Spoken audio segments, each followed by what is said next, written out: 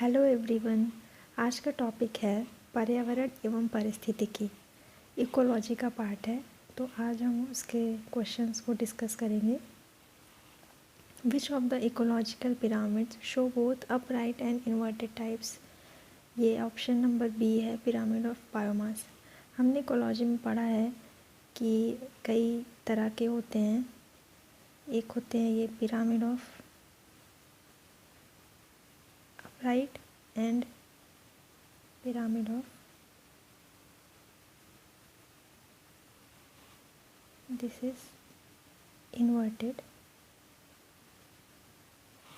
and this is upright.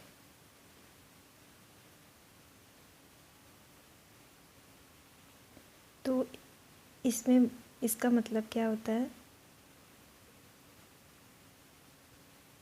ये जो upright होता है इसमें जो ये नीचे प्रोड्यूसर्स होते हैं तो इनका जो नंबर होता है वो ज़्यादा होता है। फिर इसके बाद कंज्यूमर हो जाते हैं, primary consumer, secondary consumer, tertiary consumer. तो यहाँ से इसके नंबर डिक्रीज़ होते रहते हैं। ये सबसे ज़्यादा होते हैं, फिर ये होते हैं, फिर इसके बाद ये होते हैं। तो ये अपराइट होता है। और ये इन्वर्टेड में क्या होता है कि ये जो बेस होता है यहाँ प्रोड्यूसर्स होते हैं और इनके नंबर जो होते हैं वो ज़्यादा होते हैं। और ये जो सबसे नीचे हो जाएंगे ये इनके नंबर सबसे कम होंगे। और पिरामिड ऑफ एनर्जी जो होती है वो हमेशा जो होती है अपराइट होती है।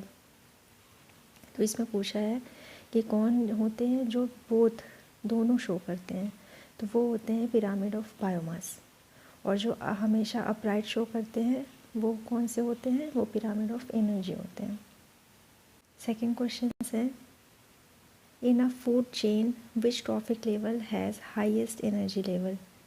तो इस फूड चेन में कौन सा ट्रॉफिक लेवल होता है जिसमें एनर्जी लेवल सबसे ज़्यादा होता है। तो अभी हमने क्या पढ़ा हमने कि नीचे प्रोड्यूसर होते हैं वो सबसे ज़्यादा होते हैं।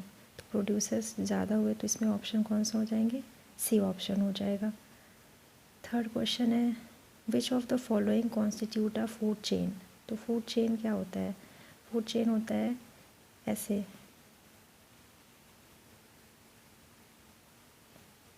हम लोगों ने पढ़ा है ना 12th के एनसीईआरटी में, इकोलॉजी में।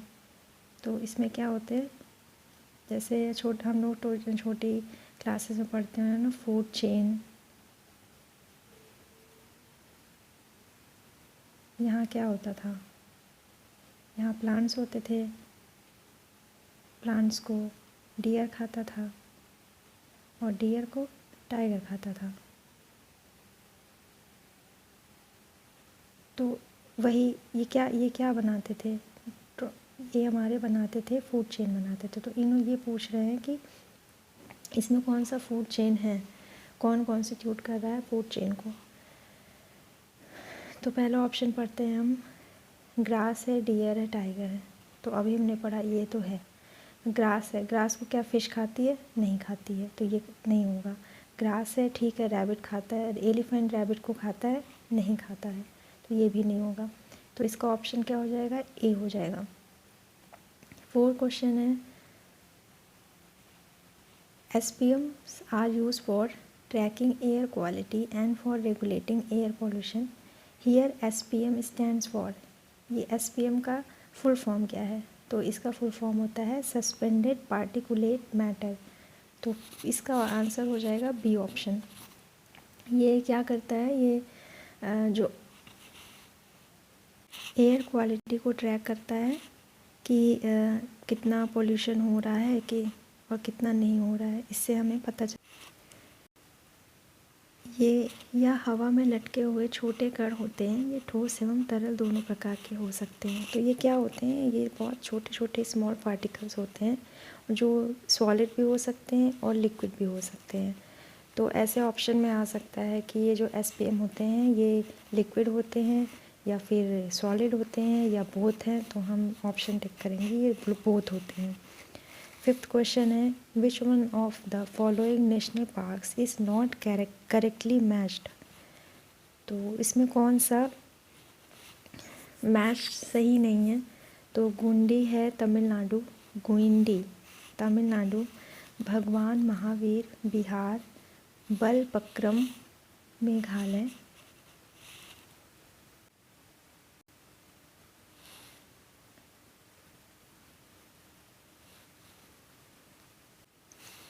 ये SPM क्या होते हैं? सस्पेंडेड पार्टिकुलेट मैटर होते हैं, जो कि हवा में लटके हुए छोटे कण होते हैं, स्मॉल पार्टिकल्स होते हैं। ये लिक्विड भी होते हैं और ये सॉलिड भी होते हैं। तो ये क्वेश्चन आ सकता है कि SPM क्या होता है, लिक्विड होता है या फिर सॉलिड होता है या बोथ। तो हम ऑप्शन क्या करेक्ट करेंगे? Solid and liquid both. Fifth question है, which one of the following national parks is not correctly matched? Guindy Tamil Nadu, Bhagwan Mahavir Bihar, Balpakram Meghalaya, more than one of the above. तो इसमें जो सही ऑप्शन नहीं है वो भगवान महावीर है। भगवान महावीर गोवा में है। इसको हम कैसे याद करेंगे? तमिलनाडु चेन्नई साइड हम मूवी में देखते हैं, हट्टे कट्टे गुंडे होते हैं वहाँ पे, तो उसका हो जाएगा गुइंडी। गुंडे कहाँ होते हैं? तमिलनाडु में होते हैं। बालपक्रम मेघालय, तो मेघा एक लड़की थी तो उसने बाल पकड़ लिया, तो मेघालय बालपक्रम, मेघा ने बाल पकड़ा। और भगवान महावीर, तो महावीर क्या थे? बहुत रिलीजियस संत थे, तो वो कपड़े कम पहनते थे। तो गोवा में बहुत ज़्यादा कपड़े नहीं पहनते क्योंकि वहाँ का वेदर वैसा होता है। तो भगवान महावीर कहाँ थे? गोवा में थे। ठीक है, ऐसे हम याद कर लेंगे छोटी छोटी ट्रिक्स बना के। क्वेश्चन नंबर 6 है, the silent valley is located in the state of. ये बहुत वेल नोन क्वेश्चन है। ये कहाँ पे है? केरला में है। और किस डिस्ट्रिक्ट में है? पलक्कड़ है। कहाँ पे है? पलक्कड़ में। देखो ये पलक्कड़ और वो क्या था? बालपक्रम, तो दोनों डिफरेंट हैं। और इसको 1984 में नेशनल पार्क घोषित किया गया था। 1984 में। कब किया गया था? 1984 में। 7th क्वेश्चन है, pollutants responsible for acid rains are.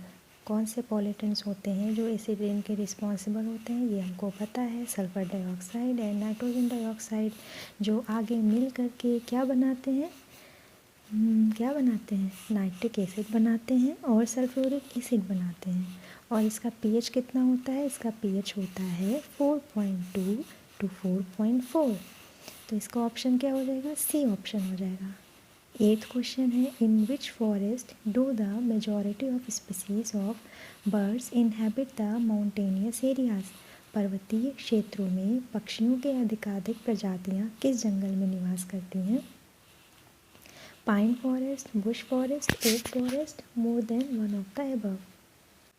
इसका आंसर होगा more than one of the above, option D. पर्वतीय क्षेत्रों में पक्षियों की अधिक प्रजातियां बांज के जंगल में निवास करती हैं। 9th क्वेश्चन है, in national park protection is given to the whole ecosystem. राष्ट्रीय उद्यान वह क्षेत्र होता है जहाँ संपूर्ण पारिस्थितिक तंत्र को सुरक्षा प्रदान की जाती है। यह वनस्पति जात, प्राणी जात, दृश्य भूमि तथा ऐतिहासिक वस्तुओं का संरक्षण करते हैं। क्वेश्चन नंबर 10 है, क्लोरीन की रासायनिक अभिक्रिया के कारण जब वातावरण में क्लोरोफ्लोरोकार्बन निर्मुक्त होते हैं तो निम्नलिखित में से क्या विनष्ट होता है? तो इसका ऑप्शन हमें बहुत अच्छे से पता है, ओजोन मॉलिक्यूल होते हैं। और जो ये CFC होते हैं, क्लोरोफ्लोरोकार्बन, इनको क्या कहा जाता है? इनको फ्रीऑन्स भी कहा जाता है, जिनका हम यूज़ रेफ्रिजरेटर में, फोम इंसुलेशन प्रोडक्ट्स में यूज़ करते हैं। और ओजोन लेयर, ये क्वेश्चन होता है ना कि कौन से एटमॉस्फेयर की किस लेयर में ओजोन पाई जाती है? तो किस लेयर में पाई जाती है? स्ट्रेटोस्फेयर, समताप मंडल में।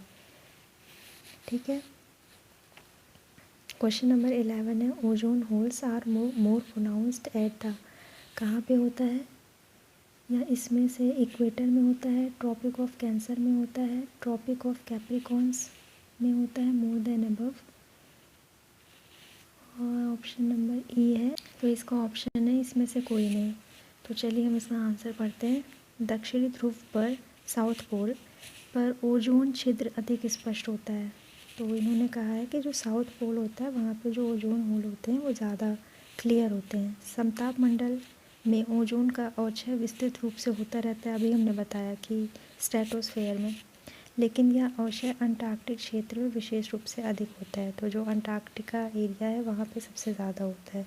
इसके फलस्वरूप यही काफ़ी बड़े क्षेत्र में ओजोन की परत काफ़ी पतली हो गई है। ओजोन छिद्र पृथ्वी की सतह से 15 से 30 किलोमीटर के बीच समताप मंडल में पाया जाता है। तो ये हमने बताया है, कितना किलोमीटर की बात की इन्होंने, 15 से 30 किलोमीटर। तो ये हम भी याद कर लेंगे कि जो ओजोन होल होता है वो अर्थ के सरफेस से 15 से 30 किलोमीटर के बीच समताप मंडल यानी स्ट्रेटोस्फेयर में पाया जाता है। और कहाँ पे, साउथ पोल पे। तो यहाँ पे इसीलिए यहाँ पे ना ही इक्वेटर होगा, ना ही ट्रॉपिक ऑफ कैंसर होगा, ना ही ट्रॉपिक ऑफ कैप्रिकॉर्न होगा। ये हम एकदम अच्छे से याद कर लेंगे कहाँ पे होता है। ये साउथ पोल पे ओजोन होल सबसे ज़्यादा क्लियर होता है। तो इन्होंने यही क्वेश्चन पूछा था, तो इसका आंसर हो जाएगा ई। क्वेश्चन नंबर 12 है, इकोसिस्टम में बैक्टीरिया किस रूप में क्रियाशील होते हैं। वाह, इकोसिस्टम में जो बैक्टीरिया होते हैं किस फॉर्म में सबसे ज़्यादा एक्टिव होते हैं। तो वो होते हैं अपघटक। अपघटक को क्या कहते हैं, डिकम्पोजर्स। इकोसिस्टम में बैक्टीरिया व कवक, बैक्टीरिया व कवक को हम फंजाई कहते हैं। ये डिकम्पोजर्स होते हैं। ये पोषण के लिए मृत कार्बनिक पदार्थ पर निर्भर करते हैं। इकोसिस्टम शब्द का सर्वप्रथम प्रयोग ए.जी. टांसले द्वारा किया गया है। ये क्वेश्चन में आ सकता है कि जो इकोसिस्टम वर्ड का सबसे पहले यूज़ किसने किया था, ए.जी. टांसले ने किया था। Ecosystem, AG. टांसले। इकोसिस्टम का वर्ड का यूज़ सबसे पहले किसने किया था, ए.जी. टांसले। और इकोसिस्टम में बैक्टीरिया व जो फंजाई होते हैं वो क्या होते हैं, डिकम्पोजर्स होते हैं। और ये तो पता ही ना कि डिकम्पोजर्स क्या होते हैं, डेड एंड डिकेइंग मैटर्स पे ये डिपेंड करते हैं।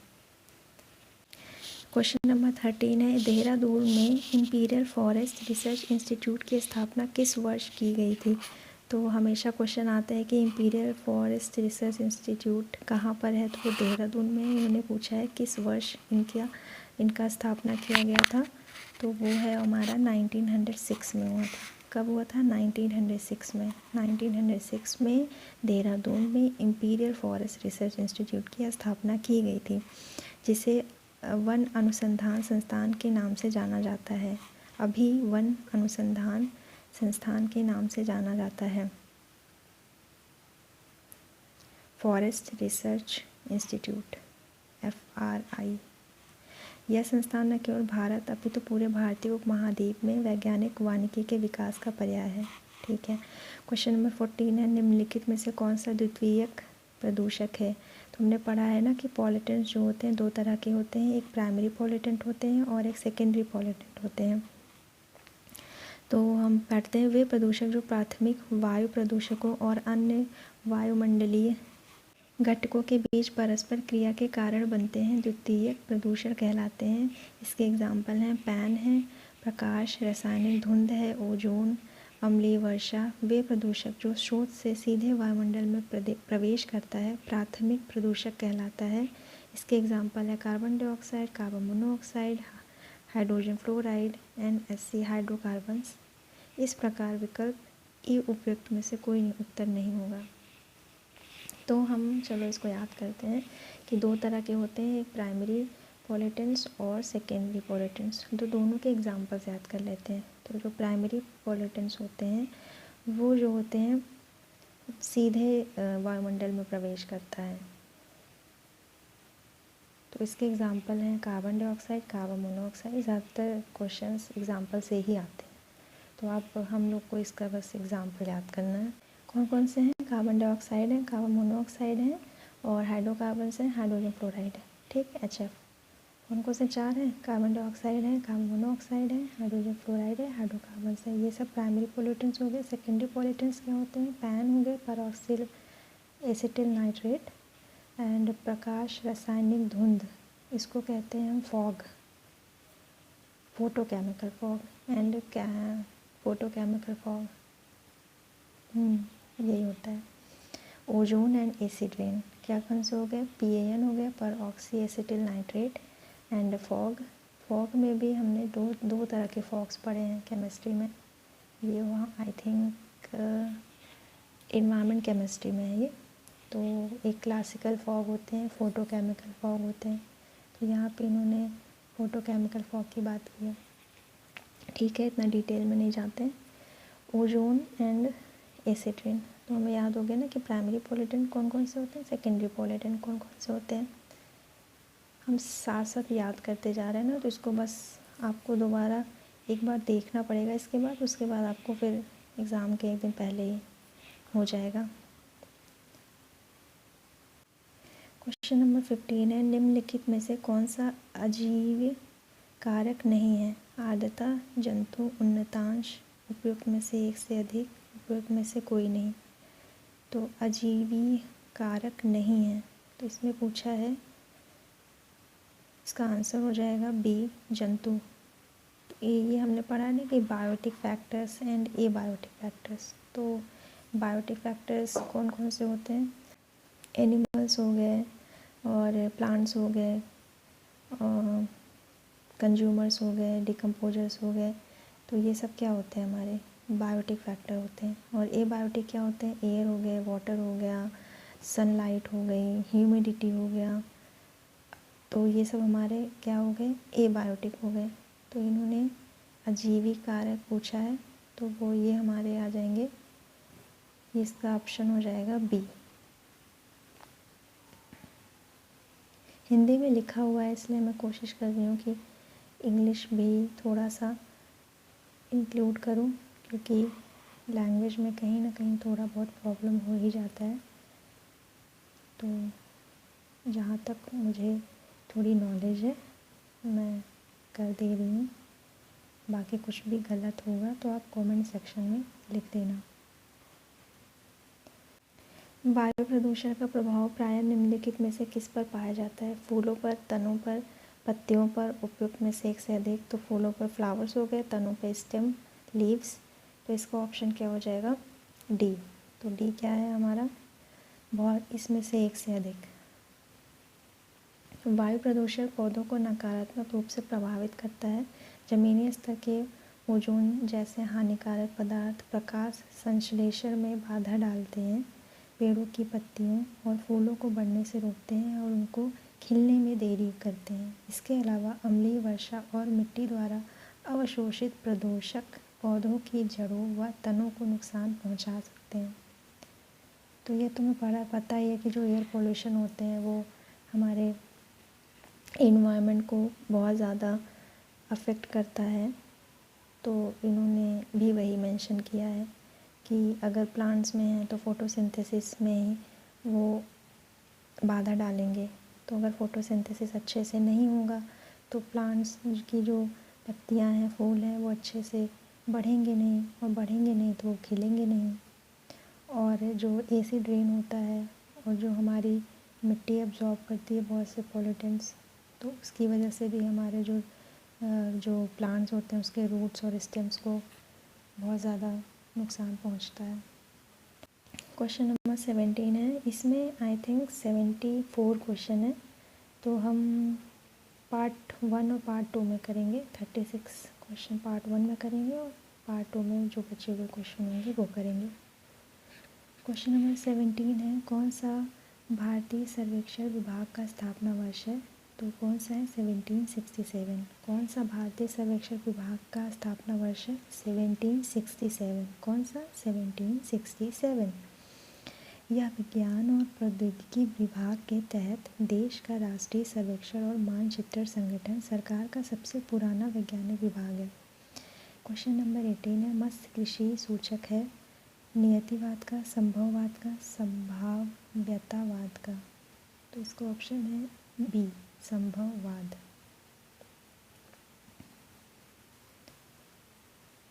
क्वेश्चन नंबर 19 है, पर्यावरण प्रदूषण ने जन्म दिया नियतिवाद को, नव नियतिवाद को, वैज्ञानिक नियतिवाद को। तो इसमें से एक से अधिक है। भूगोलवेत्ता ग्रिफिथ टेलर ने एक नई संकल्पना प्रस्तुत की जो दो विचारों पर्यावरणीय निश्चयवाद और संभववाद को बीच मध्य मार्ग को परिलक्षित करता है।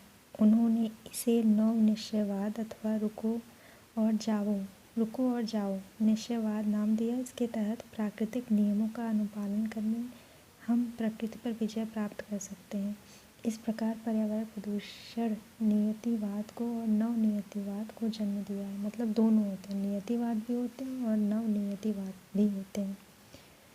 क्वेश्चन नंबर 20 है, पर्यावरण के लिए किससे खतरा है? पादप वृद्धि, जनसंख्या वृद्धि, फसल वृद्धि, उपयोग में से एक से अधिक। इसका ऑप्शन हो जाएगा बी, जनसंख्या वृद्धि। तो सबसे ज़्यादा खतरा कौन है पर्यावरण के लिए? तो सबको पता है, पॉपुलेशन ग्रोथ। पर्यावरण के लिए खतरा जनसंख्या वृद्धि से तीव्र जनसंख्या वृद्धि सीवेज प्रदूषण, कार्बन उत्सर्जन सहित उच्च अपशिष्ट उत्पादन में योगदान करती है। इससे वायु और जल प्रदूषण, वनों की कटाई और प्राकृतिक आवासों का तेज़ी से ह्रास होता है। सबको पता है जितने ज़्यादा प्रदूषण होंगे उतना ज़्यादा हम यूज़ करेंगे सारी चीज़ों का, और जितना हम यूज़ करेंगे तो उसका एक्सक्रीशन भी होगा, उसका प्रोडक्शन भी होगा, तो एट द एंड अफेक्ट तो करेगा। क्वेश्चन नंबर 21 है, निम्नलिखित में से भारत में कौन सा स्थान जैव विविधता हॉट स्पॉट है? तो ये होता है ए, पश्चिमी घाट। ये भी एनसीईआरटी का है, जिसको हम ना कहते हैं बायोडाइवर्सिटी हॉट स्पॉट। तो वेस्टर्न घाट्स, ईस्टर्न घाट्स, पूर्व and eastern Himalayas, Indo Burma area. इसमें क्या दिया है? जैव विविधता हॉटस्पॉट अपनी उच्च प्रजाति समृद्धि और स्थानिकता के लिए जाना जाता है। भारत में 4 प्रमुख जैव विविधता हॉटस्पॉट है। हाँ ठीक है, ये कौन कौन से हैं इसको भी हम याद कर लेते हैं धीरे धीरे। कौन कौन से हैं?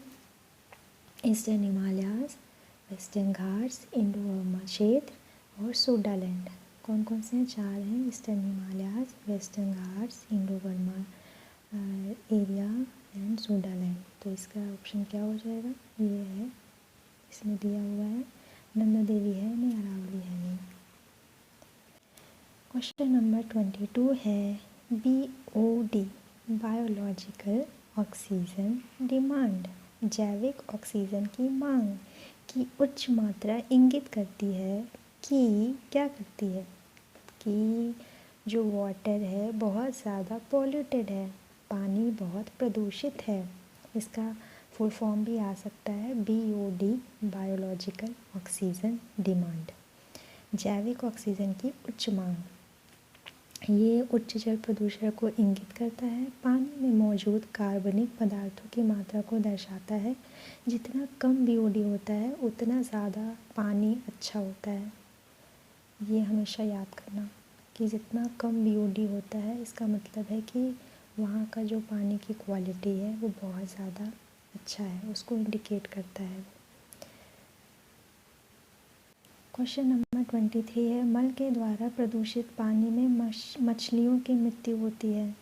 किस लिए होती है? क्योंकि मछली पानी में होती है, तो जब बहुत ज़्यादा इम्प्योरिटी, बहुत ज़्यादा वो पॉल्यूशन हो जाता है तो उसमें ऑक्सीजन की कमी हो जाती है। जब ऑक्सीजन की कमी हो जाती है तो क्या होती हैं फिशेस? धीरे धीरे मरना शुरू हो जाती हैं। तो इसमें यही दिया हुआ है। ठीक है ठीक है ठीक है ठीक है। तो क्वेश्चन नंबर 24 है, भारत में प्रवाल भित्तियाँ पाई जाती हैं। कहाँ पाई जाती हैं? अंडमान एवं निकोबार द्वीप समूह में। भारत में प्रवाल भित्तियों का क्षेत्र अंडमान एवं निकोबार द्वीप समूह, कच्छ की खाड़ी, मन्नार की खाड़ी, पाक की खाड़ी और लक्षद्वीप समूह में पाए जाते हैं। वे समुद्री पारिस्थितिकी तंत्र को स्वस्थ बनाए रखने में सहायक होते हैं। इन्हें महासागर का वर्षावन भी कहा जाता है। भारत में जो प्रवाल भित्तियाँ होती हैं कहाँ कहाँ पाई जाती हैं? अंडमान निकोबार में पाई जाती हैं, द्वीप समूह में पाई जाती हैं, कच्छ की खाड़ी, मन्नार की खाड़ी, पाक की खाड़ी, लक्षद्वीप समूह में। कहाँ कहाँ पाई जाती हैं? अंडमान एवं निकोबार, कच्छ की खाड़ी में, मन्नार की खाड़ी में, पाक की खाड़ी में, लक्षद्वीप समूह में पाए जाते हैं। इन्हें महासागर का वर्षावन भी कहा जाता है। और ये किसमें बहुत ज़्यादा हेल्पफुल होती हैं? ये इकोसिस्टम को हेल्दी बनाए रखने में सहायक होती हैं। Question number 25, in which year was the African convention? इसमें है ना कुछ कुछ क्वेश्चन हिंदी में ही दिए हैं, कुछ क्वेश्चन इंग्लिश हिंदी दोनों में दिए हुए हैं। चलिए ठीक है। तो हम कहाँ पे, हाँ 25 था कि in which year was the African convention for the conservation of natural resources held 1968 में। प्राकृतिक संसाधनों के संरक्षण के लिए अफ्रीकी सम्मेलन किस वर्ष आयोजित किया गया था? कब किया गया था? 1968 में किया था। इस सम्मेलन के अंतर्गत 16 जून 1969 को प्राकृतिक संसाधनों के संरक्षण हेतु अफ्रीका संधि प्रभाव में आई थी। तो ये ट्रीटी हुई थी, तो कब हुआ था? 16 जून 1969। 16 जून 1969। क्वेश्चन नंबर 26 है, वेयर हैज़ द घड़ियाल breeding centre been established in India? घड़ियाल प्रजनन केंद्र कहाँ स्थापित किया गया है? मोरेना एमपी में किया गया है। कहाँ पे किया गया? मोरेना एमपी में। कौन सा नाम है, क्या नाम है? घड़ियाल ब्रीडिंग सेंटर। घड़ियाल ब्रीडिंग सेंटर कहाँ पे है? मोरेना में है, एमपी में है। इस अभयारण्य में विश्व की 80% घड़ियाल आबादी निवास करती है। 27 है, which of these statement is not a valid reason for the depletion of flora and fauna? Large flora क्या होते हैं? एनिमल्स को कहते हैं, फाउना प्लांट्स को कहते हैं। आई थिंक उल्टा हो गया, flora and fauna. Flora plants को कहते हैं और फाउना एनिमल्स। तो ए है, large scale development projects, agricultural expansion, grazing and fuel wood collection, चराई और जलाने की लकड़ी का एक भी कारण, कृषि का फैलाव, वृहद पैमाने पर योजना का विकास। तो इसमें एक भी ऑप्शन करेक्ट नहीं है। क्वेश्चन ई ऑप्शन है इसका, नन होता है वो। बृहद पैमाने पर योजनाओं का विकास, कृषि का विस्तार तथा चराई और जलाने की लकड़ी का एक भी कारण तीनों वनस्पतियों जीवों की कमी के वैध कारण, अतः उपयुक्त में से कोई भी सही नहीं है। इन्होंने पूछा था is not a valid reason, और ये सारे रीजन्स होते हैं इसलिए। बस थोड़े ही क्वेश्चन बचे हैं। The most hazards metal pollutant of automobile exhaust is, A option है मरकरी, बी ऑप्शन है कैडमियम, सी ऑप्शन है लेड, डी ऑप्शन है मोर एक से अधिक, उसके बाद है नन होता है वक्त। इसका आंसर क्या हो जाएगा? लेड ऑटोमोबाइल एग्जॉस्ट का सबसे खतरनाक धातु प्रदूषक है। इसका शरीर पर विभिन्न प्रतिकूल प्रभाव पड़ता है, जिसमें न्यूरोलॉजिकल और गैस्ट्रोइंटेस्टाइनल प्रभाव शामिल है। इसका ऑप्शन हो जाएगा सी। 29 है, the unfavourable alteration of environment due to human activities is termed as, मानव गतिविधियों के कारण पर्यावरण में प्रतिकूल परिवर्तन कहलाता है। क्या कहलाता है? इकोलॉजिकल डिग्रेडेशन, पारिस्थितिक क्षरण।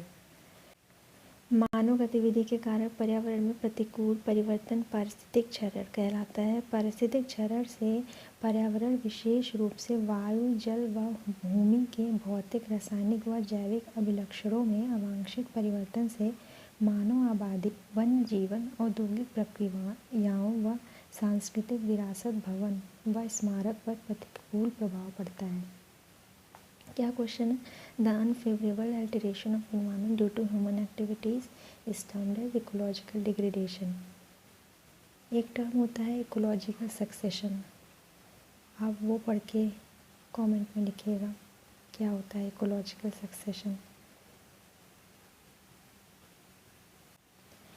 30th है, home state of one horn rhinos. ये तो बहुत ज़्यादा कई एग्ज़ाम्स में ये क्वेश्चन है आया हुआ है। वन हॉर्न राइनो का होम स्टेट कहाँ है? सींग युक्त गैंडा का गृहराज्य क्या है? सबसे इजी क्वेश्चन है ये, तो सबको पता होना चाहिए। असम में है ये असम में है। एक सींग वाले गैंडे की पहचान एकल काले सींग और त्वचा के सिलवटों के साथ भूरे रंग से होती है। काजीरंगा राष्ट्रीय उद्यान, काजीरंगा नेशनल पार्क, ये भी आपको पता होना चाहिए कि ये असम में है, और यहीं पे सबसे ज़्यादा एक सींग वाले गैंडे पाए जाते हैं, इसके लिए ही ये फेमस है।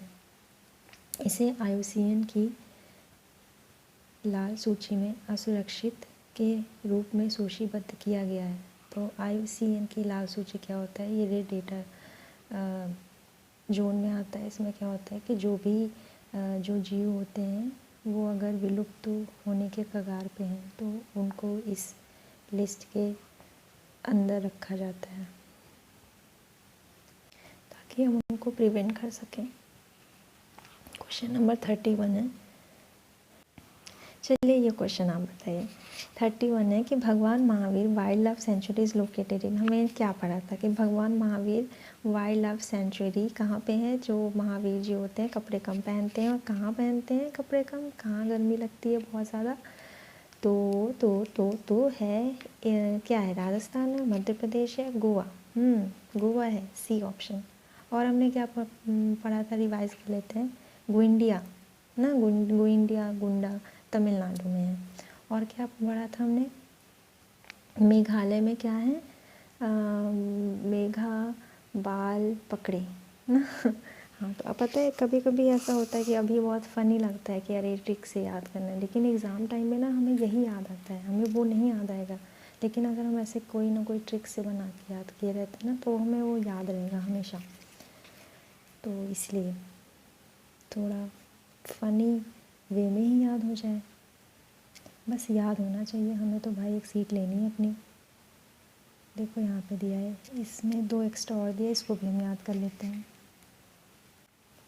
सरिस्का वन्यजीव अभ्यारण्य कहाँ पे है, राजस्थान में। कहाँ पे है, सरिस्का, राजस्थान में सरक जाते हैं। तो राजस्थान में क्या कर जाते हैं, सरक जाते हैं। तो राजस्थान सरिस्का। मध्य प्रदेश में क्या है, कूनो। कूनो कहाँ पे है, मध्य प्रदेश में, कूनो कूनो। ठीक है, तो ऐसे भी याद हो जाएगा कि कूनो कहाँ है, कूनो मध्य प्रदेश में, कूनो MP, कूनो MP। तो कूनो MP। सरिस्का कहाँ पे है, राजस्थान में सरक जाते हैं, सरिस्का। क्वेश्चन नंबर 32 है। As per 5th tiger census in 2022 the number of tigers in India is. तो कितने थे नंबर, 3167 थे। तो ये CA का क्वेश्चन हो सकता है, तो मे बी ऐसे क्वेश्चंस ना आए, लेकिन फिर भी याद कर लेते हैं। तो इसका है 3167 है। तो इतने ही हमारे यहाँ बाघों की संख्या है। यहाँ पे दिया हुआ है प्रोजेक्ट टाइगर कब शुरू किया गया था, बाघों के संरक्षण के लिए 1973 में। यह देश के राष्ट्रीय उद्यानों में बाघों के लिए आश्रय एवं संरक्षण प्रदान करता है।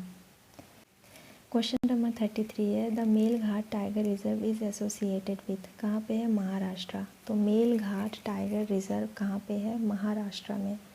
तो महाराष्ट्र है ना, महाराष्ट्र, महाराष्ट्र मेलघाट। मेलघाट वहाँ पे सब मिल जाते हैं ना महाराष्ट्र में। सारे जितने भी अलग अलग जगह के लोग होते हैं वहाँ पे जाते ही रहते हैं। तो महाराष्ट्र में क्या होता है, मिल जाते हैं घाट। तो मेलघाट, मेलघाट कहाँ पे है, महाराष्ट्र में है। 34th क्वेश्चन है, इसका ऑप्शन है 33 का B। 34 क्वेश्चन नंबर है। Himalayan brown bear, wild Asiatic buffalo, desert fox are examples of. Himalaya भूरा भालू, एशियाई जंगली भैंसे, रेगिस्तानी लोमड़ी किसके उदाहरण हैं। तो रेयर स्पीशीज़ हैं, एक्सटिंक्ट स्पीशीज़ है, इंडेंजर्ड स्पीशीज़ है। तो ये हमने भी बात की थी ना कि ये जैसे जो ख़त्म होने वाले हैं, जो बहुत ज़्यादा इंडेंजर्ड स्पीशीज़, एक्सटिंक्ट स्पीशीज़ या rare species, more than one of the above. तो कौन से हैं इसमें, ये A ऑप्शन है, रेयर स्पीशीज़ हैं, ये दुर्लभ प्रजाति हैं। तो इसमें हम नेक्स्ट वीडियो में देखेंगे कि इसमें डिफरेंस क्या होता है, कि रेयर स्पीशीज़ क्या होते हैं, एक्सटिंक्ट स्पीशीज़ क्या होता है, इंडेंजर्ड स्पीशीज़ क्या होता है। ये हम इसका नेक्स्ट वीडियो में इसका देखेंगे हम, क्योंकि ये थोड़ा लंबा वीडियो जा रहा है। तो बस हम 2 क्वेश्चन करके ख़त्म करते हैं। Which of the following gases is considered as atmospheric pollutant. कौन सा एटमॉस्फेरिक पॉल्यूटेंट है, आर्गन है, ऑक्सीजन है, सल्फर डाइऑक्साइड है। तो हमें पता है कि ये क्या होते हैं, सल्फर डाइऑक्साइड होते हैं। समान रूप से कार्बन डाइऑक्साइड होते हैं, कार्बन मोनोऑक्साइड होते हैं, सल्फर के oxide, nitrogen dioxide, lead oxide, ये सब एयर पॉल्यूटेंट हैं। ऑक्सीजन एवं आर्गन प्राकृतिक रूप से वायु के भाग हैं, अतः सल्फर डाइऑक्साइड प्रमुख वायुमंडलीय प्रदूषक हैं। तो इसका ऑप्शन हो जाएगा सी। लास्ट क्वेश्चन है आज का, in which state is Raksha Bandhan celebrated as tree safety day. Interesting. कहाँ पे है? हम बिहार का पढ़ रहे हैं, तो बिहार में ही है कि रक्षाबंधन को वृक्ष सुरक्षा दिवस के रूप में मनाया जाता है। इसका उद्देश्य पर्यावरण के प्रति लोगों को जागरूक करना है। तो हमने 36 क्वेश्चन किए हैं, 36 और बचे हैं, इसको हम सेकेंड पार्ट में करेंगे। तो इसमें जितना भी हम, मुझे लगता है याद हो गया होगा ना, देख लेते हैं एक बार।